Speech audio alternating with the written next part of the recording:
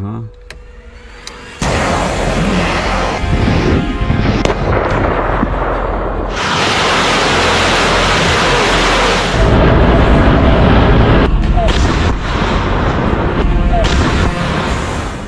Benjamin Netanyahu को यह लग रहा है कि इस वक्त अगर सैन्य दबाव नहीं दिया गया तो फिर बंधकों की रिहाई थोड़ी मुश्किल होगी। नमस्कार, मैं हूं आशीष त्रिपाठी आपके साथ। और हाल ही में हुआ सीज फायर का उल्लंघन एक बार फिर टूटा और एक बार फिर से इजराइल ने हमला किया जबरदस्त।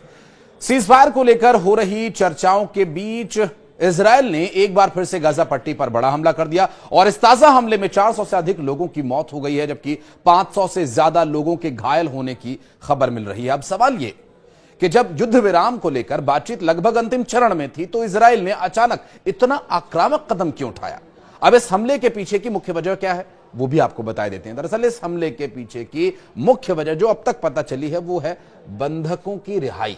बंधकों की रिहाई को लेकर हमास का इनकार बताया जा रहा है कि यरूशलेम पोस्ट में एक रिपोर्ट आई, उसके अनुसार इजराइल डिफेंस फोर्सेस यानी आईडीएफ को हमास द्वारा बंधकों की रिहाई पर समझौते से इनकार की जानकारी कुछ घंटे पहले ही मिली थी।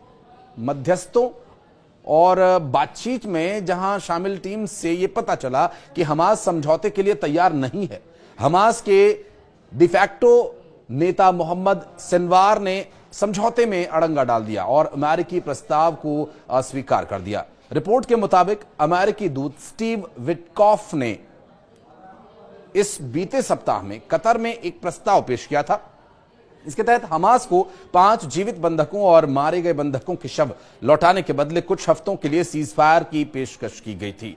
शुक्रवार को हमास ने घोषणा की थी कि वो अमेरिकी नागरिकता वाले आईडीएफ सैनिक एडन अलेक्जेंडर को रिहा करने और 4 बंधकों के शव लौटाने को तैयार है, लेकिन यह प्रस्ताव ट्रंप प्रशासन को स्वीकार्य नहीं था।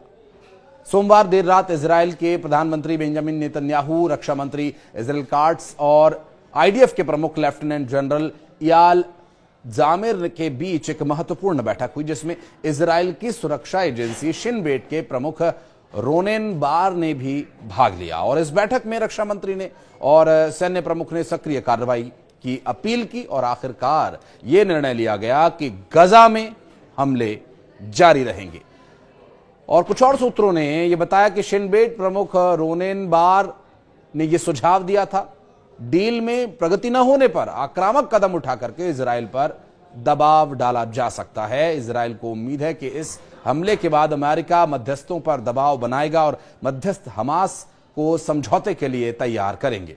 इसमें सूत्रों ने साफ कहा कि हर कुछ दिनों में जो प्रतिक्रिया है वो तेज की जाएगी। हमास को जागना होगा, समझौते पर सहमति जतानी होगी। यूएस नेशनल काउंसिल के प्रवक्ता ब्रायन ह्यू ने एक अखबार को दिए गए इंटरव्यू में बताया कि हमास के पास बंधकों को रिहा करके सीज फायर बढ़ाने का मौका था, लेकिन उसने इनकार करके युद्ध का रास्ता चुना है। रिपोर्ट के अनुसार राजनीतिक मामलों के मंत्री रॉन डार्मर ने विटकॉफ को सैन्य हमलों के बारे में पहले ही जानकारी दे दी थी। भारत में इजराइल के राजदूत रुबेन अजार ने मंगलवार को कहा कि हमास ने इजराइल को सैन्य कार्रवाई फिर से शुरू करने के अलावा कोई विकल्प छोड़ा ही नहीं। इसके अलावा एक और एजेंसी की खबर के मुताबिक इजराइल ने मंगलवार को तड़के गाजा पट्टी में कई हवाई हमले किए और ये हमले जनवरी में संघर्ष विराम लागू होने के बाद से हमास के ठिकानों पर सबसे बड़े हमलों में से एक माना जा रहा है। गाजा के स्वास्थ्य मंत्रालय के अनुसार इन हमलों में 400 से अधिक लोगों की जान चली गई है, 500 से ज्यादा लोग घायल हुए हैं। और इजरायली राजदूत ने यह कहा कि 7 अक्टूबर 2023 को हमास द्वारा इजराइल पर हमले के दौरान बंधक बनाए गए 59 जो बाकी नागरिक हैं उन्हें रिहा करने से इनकार करने और संघर्ष विराम के अमेरिकी प्रस्ताव को ठुकराने की वजह से इजराइल को यह कदम उठाना पड़ा। विशेषज्ञों का यह भी मानना है कि इजराइल अब अमेरिका और अन्य मध्यस्थ देशों पर दबाव बढ़ाकर हमास को समझौते के लिए मजबूर करना चाहता है। इस हमले से इजराइल ने यह तो स्पष्ट संकेत दे दिया कि वो बंधकों की रिहाई और सीजफायर को लेकर किसी भी कीमत पर हमास की मनमानी सहन नहीं करेगा। स्थिति अब बहुत नाजुक हो चुकी है। हमास और इजराइल दोनों ही अपने अपने रुख पर अड़े हुए हैं। ऐसे में आने वाले दिनों में संघर्ष विराम और तेज होने की संभावना है। अब सबकी निगाहें इस बात पर टिकी हैं कि अमेरिका और अन्य मध्यस्थ देश इस तनाव को कम करने में क्या भूमिका निभाते हैं। लगभग 2 महीने तक यह सीज फायर चला और इससे पहले हुए हमले के तुरंत बाद इजराइल ने एक बयान जारी किया था, जिसमें रक्षा मंत्री इजराइल काट्ज ने कहा कि अगर बाकी बचे 59 बंधकों को हमास ने रिहा नहीं किया तो गजा के लिए नरक का द्वार खोल देंगे। हमास पर ऐसी ताकत से हमला किया जाएगा जैसा उसने पहले कभी नहीं देखा होगा और शायद सोचा भी ना हो। काट्ज ने कहा कि हम हमास की ओर बंधकों को रिहा करने से इनकार करने और आईडीएफ सैनिकों और इजरायली समुदायों को नुकसान पहुंचाने की धमकियों को देखते हुए लड़ाई फिर से शुरू कर रहे हैं।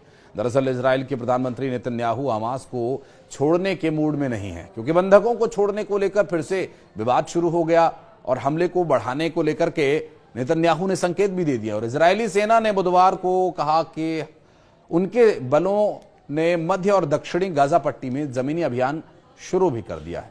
इससे पहले हवाई हमलों के कम से कम 48 फलस्तीनी मारे जाने के मामले पर उनका मानना है कि कार्रवाई बंधकों की रिहाई के लिए दबाव डालने के लिए आवश्यक है। और इजरायली सेना ने कहा कि उनके अभियान ने नेजारिम कॉरिडोर पर इजराइल के नियंत्रण को बढ़ाया, जो गजा को 2 भागों में विभाजित कर देता है। और ये केंद्रित युद्धाभ्यास था जिसका उद्देश्य यहां एनक्लेव के उत्तर और दक्षिण के बीच आंशिक बफर जोन बनाना था।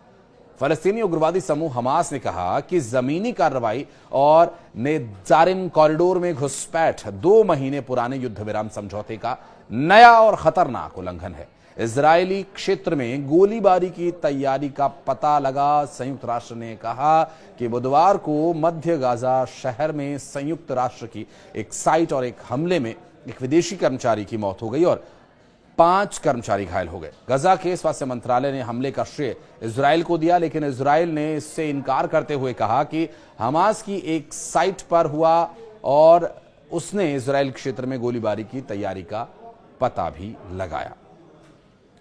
बहरहाल वर्तमान परिस्थितियां इस ओर इशारा कर रही हैं कि जो कुछ समय के लिए शांति की बयार बह रही थी वो अब युद्ध के तूफान के रूप में परिवर्तित हो चुकी है।